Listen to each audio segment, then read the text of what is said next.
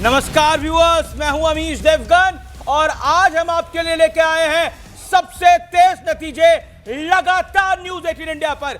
किसकी सरकार बनेगी और कौन सत्ता से बाहर होगा या फिर कौन वापसी करेगा, आज हम आपको पल पल का अपडेट देंगे, लेकिन सबसे सटीक, सबसे ऑथेंटिक यानी प्रमाणिक आंकड़ों के साथ, क्योंकि हम वो आंकड़े बताते हैं जो वाकई सच होते हैं।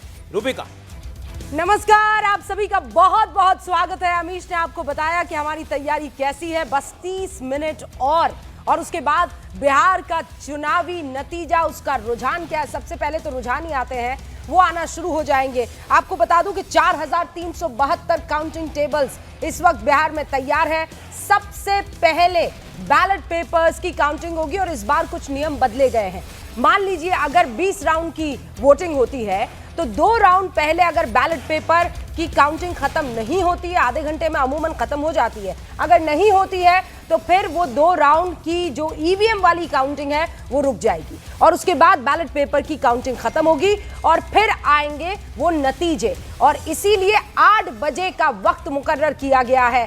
30 मिनट के बाद शुरू हो जाएगी बिहार में काउंटिंग और फिर बिहार में किसकी बहार है अमीश, ये देखिए दिन चढ़ते चढ़ते बिल्कुल क्लियर हो जाएगा। बिल्कुल, और जैसा आपको रूबिका ने बताया, नियम बदल गए हैं और लेकिन नियम बदले हैं, रिजल्ट उसी प्रामाणिकता से आपको न्यूज 18 इंडिया अपने सारे प्लेटफॉर्म्स पर दिखाता रहेगा। एक इंटरेस्टिंग बात यह है, जब आप इस बार बिहार के चुनाव की बात करते हैं तो हम बात करते हैं नीतीश कुमार की, क्योंकि जेडीयू ने इस बार नारा दिया था 25 से 30 फिर नीतीश कुमार। तो क्या वाकई नीतीश कुमार 20 साल बाद भी वापसी कर रहे हैं या फिर तेजस्वी का तेजस हमें देखने को मिलेगा, यह देखने वाली बात होगी। लेकिन इंटरेस्टिंग फैक्ट्स बहुत सारे हैं, हम आपको एक एक करके सारे फैक्ट्स बताएंगे। लेकिन अब से 30 मिनट बाद आएंगे बिहार के चुनाव के नतीजे और वो नतीजे सबसे पहले आप यहां देखेंगे हमारे तमाम प्लेटफॉर्म्स पे।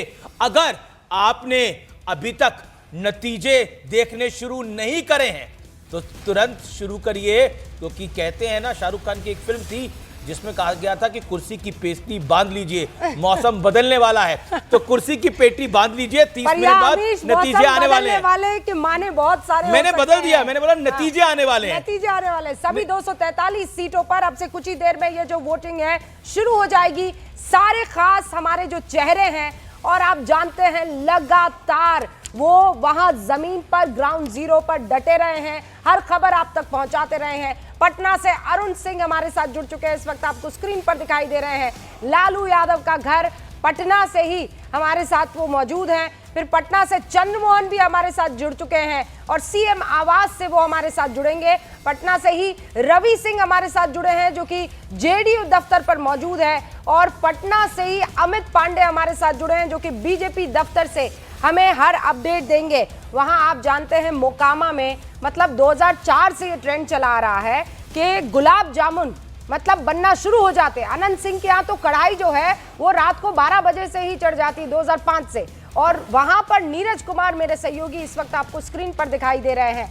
और हमारे साथ इस वक्त अनंत सिंह के घर से नीरज जुड़े हुए हैं, दिल्ली से यतेंद्र शर्मा जुड़े हुए हैं, बीजेपी हेडक्वार्टर से दिल्ली से ही प्रियंका कांडपाल हमारे साथ मेरी सहयोगी जुड़ी हुई है, क्योंकि यहाँ पर सारी स्ट्रैटेजी बनेगी। लेकिन इस बीच आप जानते हैं कि महागठबंधन की तरफ से अमीश ये कहा गया है कि नतीजे अगर हमारे फेवर में नहीं आए तो फिर ठीक नहीं होगा। सुनील सिंह एमएलसी हैं, उन्होंने बोला कि अगर नतीजे मेरे जी और अगर नतीजे ठीक नहीं आए तो फिर बांग्लादेश जैसे हालात होंगे, नेपाल जैसे हालात होंगे। लेकिन ये लोकतंत्र है जी, हमने ऐसे धमकी देने वाले बहुत देखे हैं, लेकिन ये लोकतंत्र बिल्कुल एफआईआर दर्ज हो गई है और लोकतंत्र राजतंत्र के साथ नहीं चलता, लोकतंत्र अपने तरीके से चलता है।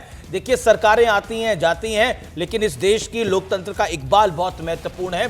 महत्वपूर्ण यह है कि इस बार एसआईआर वोट चोरी का मुद्दा खूब जोर शोर से उठाया गया, क्या उसका कोई इंपैक्ट पड़ा है, ये देखने को मिलेगा। हालांकि एग्जिट पोलों के रुझानों को अगर हम देखें तो वो कहते हैं कि एनडीए को बढ़त मिल सकती है। हम पिछली बारी के चुनावों के नतीजों को देखें तो एनडीए को वहां बढ़त मिली थी, लेकिन इस बार वीआईपी दूसरे खेमे में है, तो वो क्या गुल खिला के लाती है।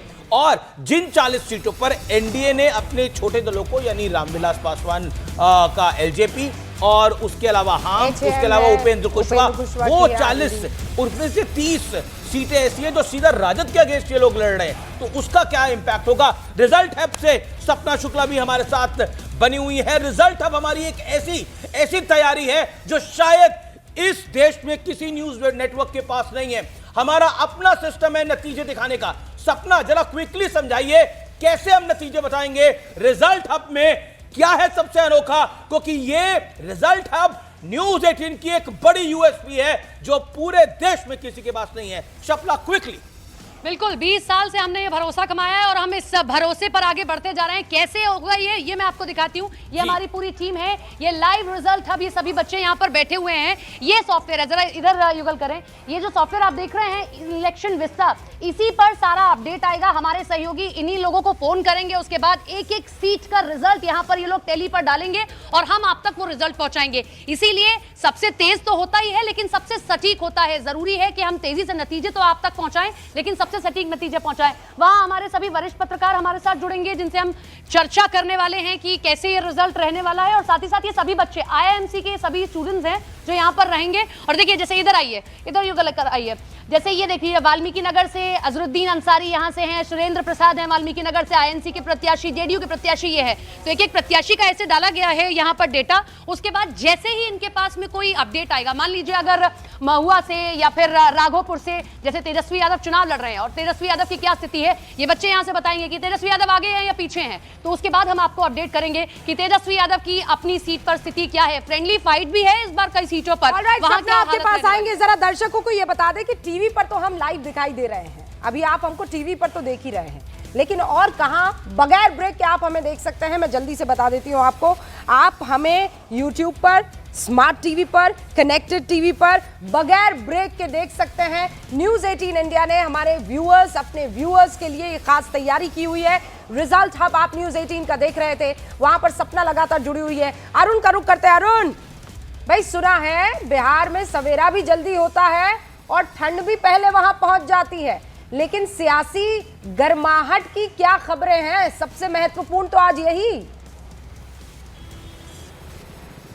देखिए, पहली बात तो अभी मैं लालू राबड़ी आवास था, लेकिन अब नीतीश कुमार के आवास के ठीक सामने आ गया हूं। देखिए, जैसे नीतीश सबके हैं वैसे हम भी सबके हैं, जहां खबर वहां हम पहुंच जाते हैं। इस वक्त तस्वीरें मैं आपको दिखा रहा हूं।